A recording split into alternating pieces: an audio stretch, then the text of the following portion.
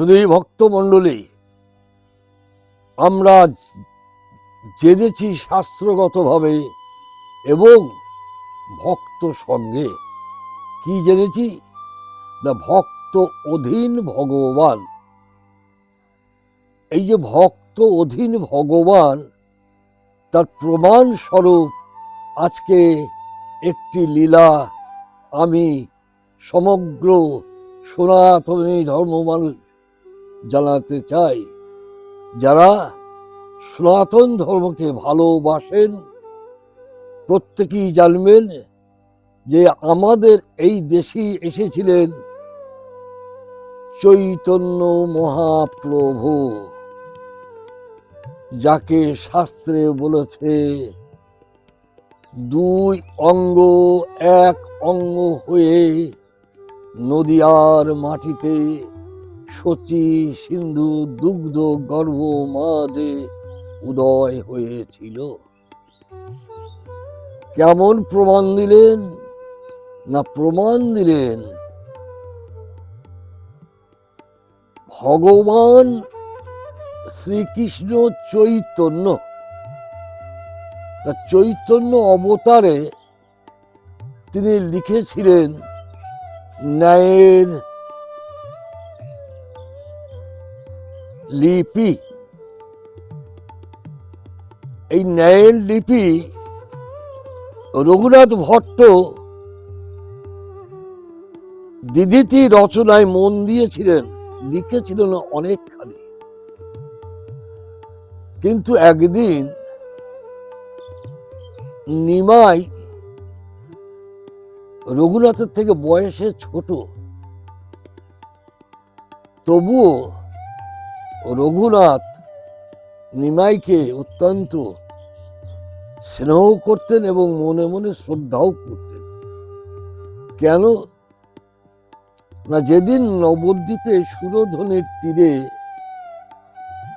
দিগ্বিজয়ী পণ্ডিত কেশব কাশ্মীর গঙ্গার মাহাত্ম্য আলোচনা করে নিজেকে আর প্রমাণ করতে পারেননি, প্রমাণ হয়েছিল সেই দিন নিমাই হচ্ছে একমাত্র সকলের ঊর্ধ্বে। তাই সেই দিন থেকে রঘুনাথ ভট্ট শ্রদ্ধাও করতেন এবং ভালোও বাসতেন। তাই একদিন নৌকা যোগে রঘুনাথ ভট্ট আর শ্রী নিমাই গঙ্গা বক্ষে চলেছে। নিমাই রঘুনাথকে বলছে, রঘুনাথ, আমি একটি গ্রন্থ রচনা করেছি ন্যায়ের লিপি। রঘুনাথ ভট্টর সঙ্গে সঙ্গে বদনখানি গেল শুকিয়ে, অথচ কৃত্রিম হাসি বদনে এনে বলছে, বাহ, তাহলে কৃপা করে একটু শোনাও। প্রভু শ্রী নিমাই সেই ন্যায়ের টিকা আস্বাদন করাচ্ছেন। আস্বাদন করছে কে? শ্রী রঘুনাথ। আস্বাদন করতে করতে রঘুনাথের নয়ন অশ্রু পরিপূর্ণ হয়ে গেল। দর্শন করলেন প্রভু নিমাই, দর্শন করে বলছেন, এ কি, তোমার চোখে জল?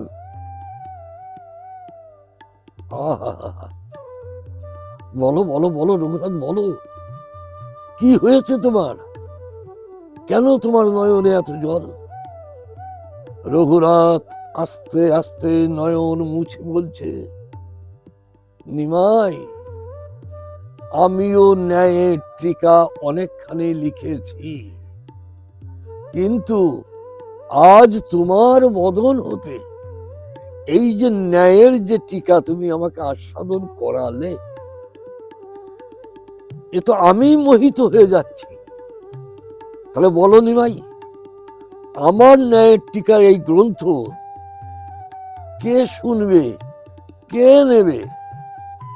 আমি তো আত্ম অহংকারে মত্ত হয়ে ভেবেছিলাম আমার এই ন্যায়ের টিকা আস্বাদন করে ব্রাহ্মণ সমাজ আমাকে শ্রেষ্ঠ গ্রন্থকার হিসাবে সম্মানে ভূষিত করবে। হায় আমার কপাল!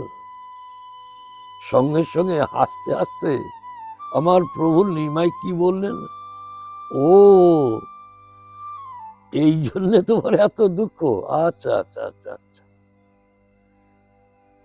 কি করলেন? বদনে হাসি, হাতের সেই ন্যায়ের টিকা আস্তে আস্তে গঙ্গা বক্ষে দিচ্ছেন ছেড়ে। গঙ্গা বক্ষে জলের সেই তরঙ্গে সেই ন্যায়ের টিকা কোথায় যে তলিয়ে গেল। সঙ্গে সঙ্গে হাহাকার করে উঠলেন রঘুনাথ ভট্ট, নিমাই নিমাই, এ তুমি কি করলে? সঙ্গে সঙ্গে নিমাই বলল স্বকণ্ঠে। রঘুনাথ ভট্ট শুনতে পেল না। কি বলেছিল? না, বলেছিলেন এই যে আমার ভিতরে এই ন্যায়ের টিকাকরণের মধ্য দিয়ে এমন একটা ভাব জন্মেছিল যাতে শাস্ত্রকাররা বলেছেন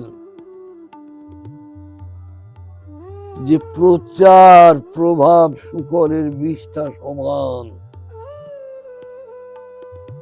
তাই আজ শাস্ত্রগতভাবে আমরা জানতে পারলাম স্বয়ং প্রভু যিনি অনাদির আদি সর্বকারণের কারণ, আজ তার স্বহস্তে সেই ন্যায়ের টিকা গঙ্গার বক্ষে দিলেন ভাসিয়ে।